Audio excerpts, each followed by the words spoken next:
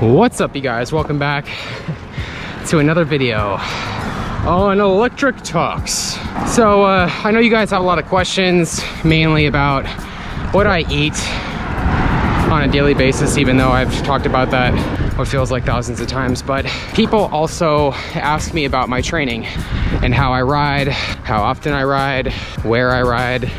And so I decided it's time to just do another full day of eating and training with me. The last one I did is actually the most viewed video on this channel, which really wasn't that surprising, to be honest, considering it was a full day of eating. But anyways, I've been feeling way better, just way more clear mentally, and a lot stronger physically than I have in a long time. And I've also been putting in lots of miles on the bike, on my new bike, and I've got a lot of goals, you know, on Ironman in the future, triathlons potentially, and so some things are changing in my life, and I might not be able to go over all of them in this video, but I do want to kind of highlight, or at least show you guys what I'm doing, so that you guys can kind of get a glimpse of what a day looks like for me. It is currently, I don't even know what time it is, but it's the afternoon.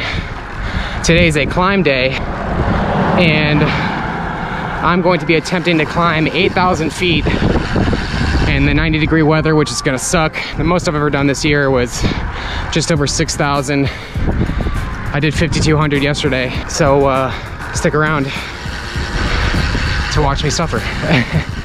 I mean, yeah, actually probably gonna suffer a little bit. All right, you guys, so we are at the climb. So basically what I do on my climb days is I go to one of my favorite climbs, and I go up and I go down. I'll go into why I have my climb days here in just a few seconds, but one of the best things I found is that the more you climb, the better your performance is all around. You know, it's really important as a cyclist to be fast, but also efficient. And I really have always believed that climbing makes you a very efficient cyclist. So I'm gonna finish off repeat number 1. I'll see you guys in just a few seconds. Repeat number 1 is done. 7 more to go.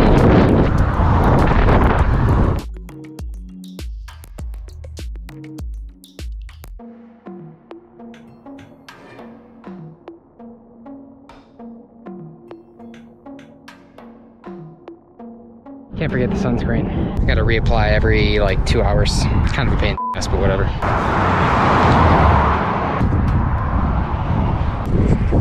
Oh, and look, looks like I just ran over a bee. I hate bees. 2 hours later. All right, so we're on repeat number 4. It's a bummer. I'd get some downhill shots for you guys, but it's just so windy that my bike is catching like every headwind right now, and it's jolting me around, so I can't really do that. But repeat number 4, everything's actually going pretty well. Whenever I do these really hard training days, I try to keep my mind focused on as little as possible, meaning only 1 or 2 particular things. Like today, the only thing I'm really worried about is my cadence and my power.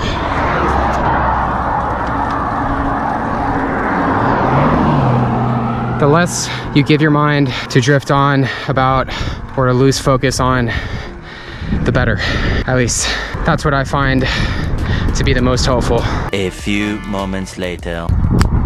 First goo for me, usually I have like 1 or 2 of these during my rides. This is the strawberry banana flavor. I try to get the ones with no caffeine just so I don't get the jitters. Bottoms up.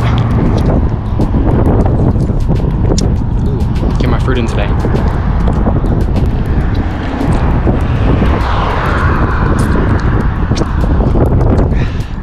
Yummy. 2,000 years later. Ooh.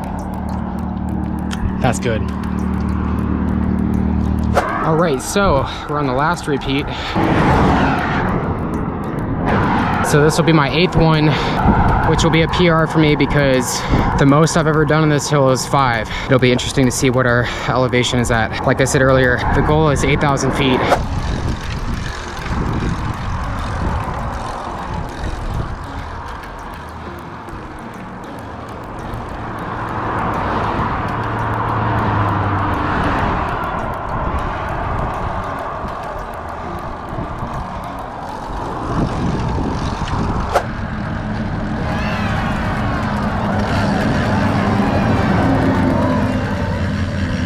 Woo! 76 miles, 8,000 feet. I just want an ice cold Powerade.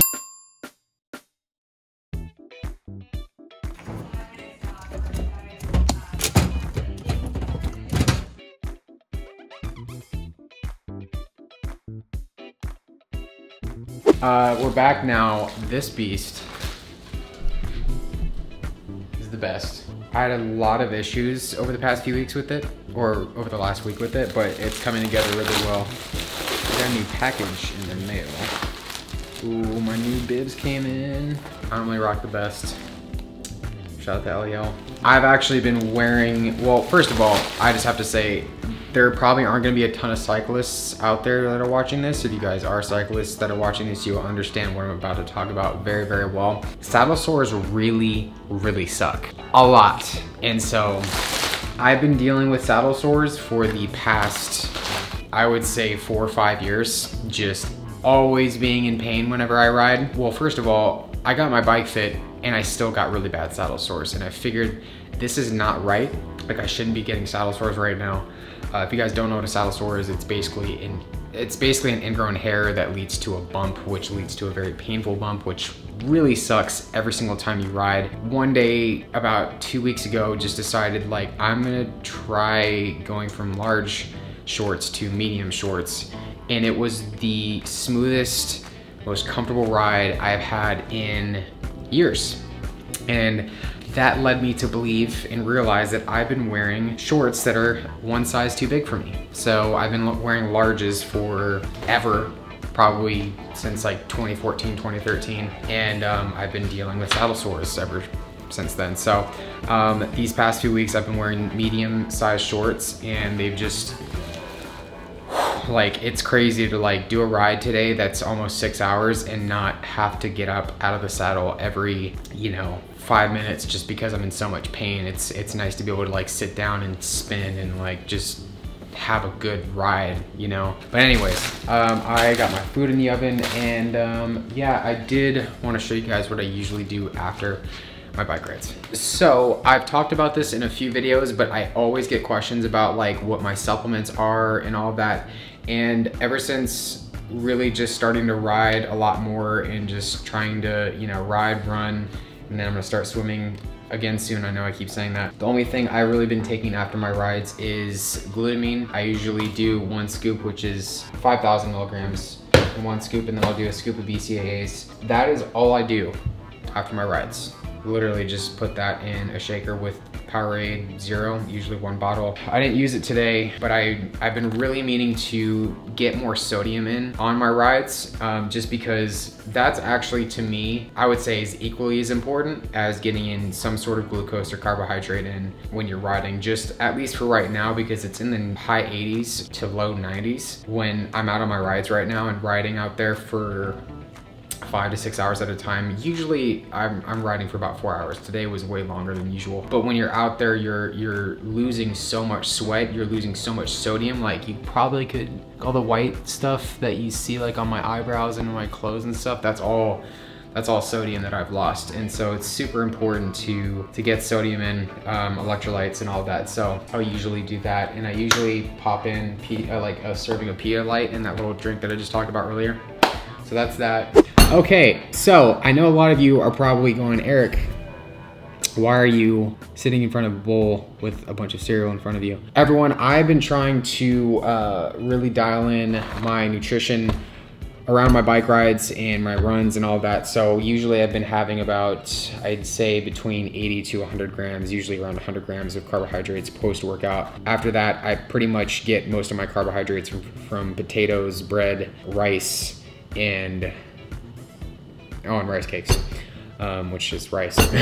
So yeah, but this is a full day of eating, so I decided I would throw in this new Golden Grams retro recipe. Golden Grams are amazing. They're one of my favorite cereals of all time, and yeah, I'm curious to see what they did with this cereal. But yeah, lately it's been around 100 grams of carbohydrates post-workout, and it's been working well for me. And sometimes I'll go towards 150 grams of carbs post-workout, but it really just depends on how intense the ride was for the day.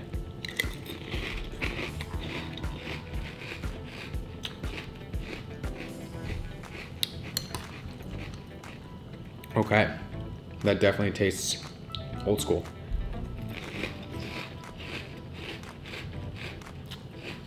Oh, and there's 300 milligrams of sodium in here, so we're getting our sodium in. Now, I haven't really tracked calories or macros, and I know a lot of you are going to go, well, I thought you didn't do that, but I'm pretty intuitive with my food intake and how many calories I'm taking in versus how many I'm expending and all of that. And so I haven't really felt the need to, but I have noticed that when I am tracking, I definitely notice a performance increase on the bike when I'm running in a lot of different areas. So, you know, last week or a few weeks ago, I was like, you know, I should try to really like see how many carbs I'm getting in.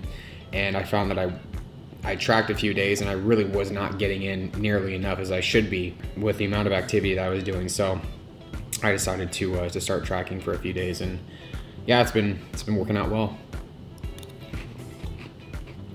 The cereal is really good. You know, after this, I'll usually have my actual dinner, which is a decent amount of carbs, a protein source, and that's pretty much it. Oh, and veggies too. So you guys will probably see like a time lapse of that after I finish this. I got a sushi burrito tonight. I'm very curious to see how it is. I do want to say that tracking calories, tracking macros and all that is definitely not required. It's not essential. You do not have to do it. I know a lot of people have issues with that, but yeah, I definitely feel like a lot of people can get really obsessive with it. So if you have those type of tendencies to do all that, then definitely don't go start tracking everything you eat. But I know the vast majority of you out there don't have issues like that. So, I mean, it can really actually be surprising, especially as an athlete. Like if you're noticing your performance like drop significantly and your sleep is on point, your training is on point, and you can't really pinpoint what's going on, it's usually a dietary issue, and it can be worth it to see what you're taking in, not just with calories and macros, but also your micronutrients as well. So it can be worth it to track a few days of your diet and see what you're getting in versus what you're not getting in. So yeah, I think I've talked enough about that. All right, you guys, I'm gonna finish up this. I'm gonna get dinner started. See you guys in just a second.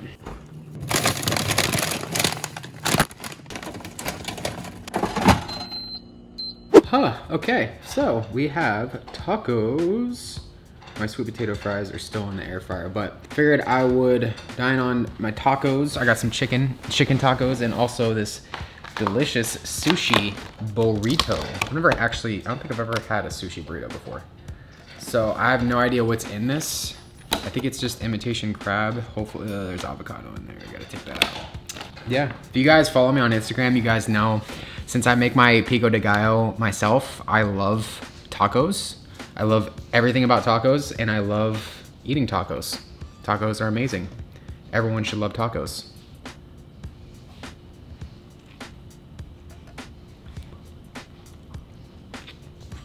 Oh man, what a day. If you guys ever want to try your culinary skills, taking them to the next level, try making your own pico de gallo.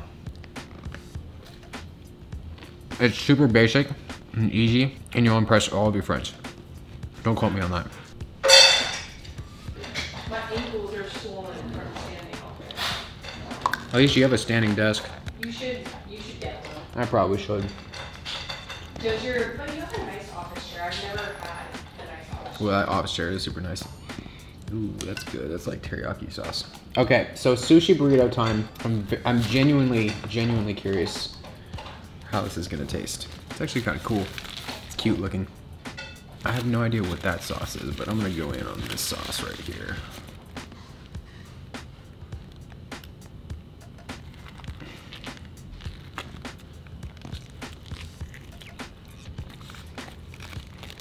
That is good. That is a sushi burrito. Oh, that's spicy tuna. Spicy tuna. Yeah, it's good. Delicious. I'm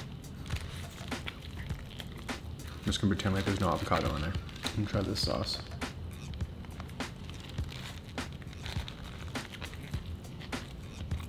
Oh. That's spicy mayo.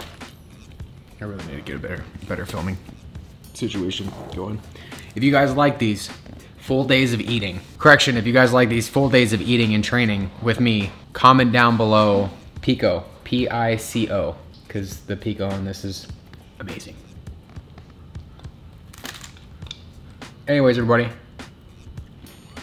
I'm gonna finish this and eat my salad with my sweet potato fries, my chicken salad with my sweet potato fries. I'll see you guys in a little bit. Make sure you guys try out sushi burritos because they're amazing.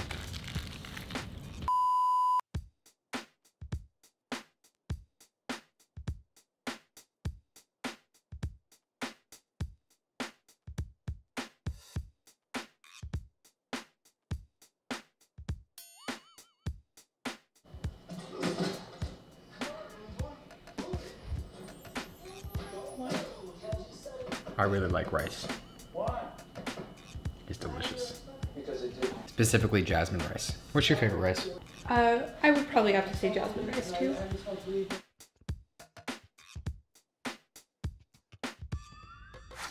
What's a gravity blanket? They're weighted blankets. They're supposed to, you know how at night how I'll like put pillows on top of me or I'll like lay up next to you because I like pressure?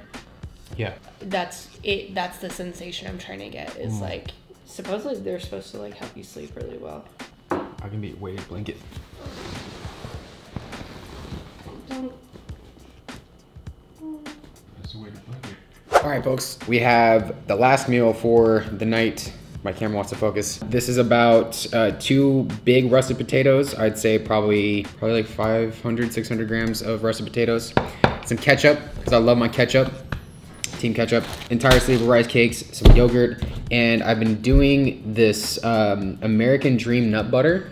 It's been amazing. Christy actually has eaten most of it. Yeah, if you guys want to check them out, like, they make really good, like this is the breakfast in bed one, and it smells like legit breakfast in bed. If there was a flavor to totally, I don't really know what breakfast in bed would smell like, but it smells like breakfast in bed. It just has like a maple flavor to it. High protein nut butters, so they're super good. I usually just dip my rice cakes in my yogurt, my nut butters, and I call it a night. But yeah, I would say that this is a pretty typical, semi-typical day for me. I don't usually, like I climbed 8,000 feet today. I haven't done that type of elevation, at least in one ride, in a long time. Like other than, you know, a few months ago I did, I think 10,000 feet, but that was in a 150-mile ride where the climbing was like pretty much inevitable. But yeah, so if you guys like to see these days in life with my training, everything, definitely let me know. Unfortunately, I know I've had a lot of people ask me about my Ironman and what my plans are with all of that. And for the time being, at least for the rest of 2020, my goal was to do an Ironman in 2020. I really wanted to do one. Unfortunately, there are only like 2 Ironmans left, and so I think the last one is in November, at the end of November, and it's in Arizona. You know, I really want to, like, my swimming experience on a scale of 1 to 10, 10 being completely ready for an Ironman, 1 being absolutely not ready. I'm at like a 1.5 right now. So I figured my game plan for the rest of 2020 is to just continue building my stamina, my endurance, you know, start swimming for the rest of this year, and then when 2021 hits, I'll probably aim to do one in early 2021. So that's that. If I have any triathletes that are watching this video, let me know what you guys would do. I definitely, like, I really wanted to do it this year, but like I said, I'd rather spend the time trying to actually learn the fundamentals of swimming before I just jump right into it. So Ketchup crew. The best way to season fries is just a little bit of olive oil, a little bit of garlic salt, and a little bit of black pepper. But anyways, folks, I'm gonna finish the rest of this and then go to sleep, and I'll see you guys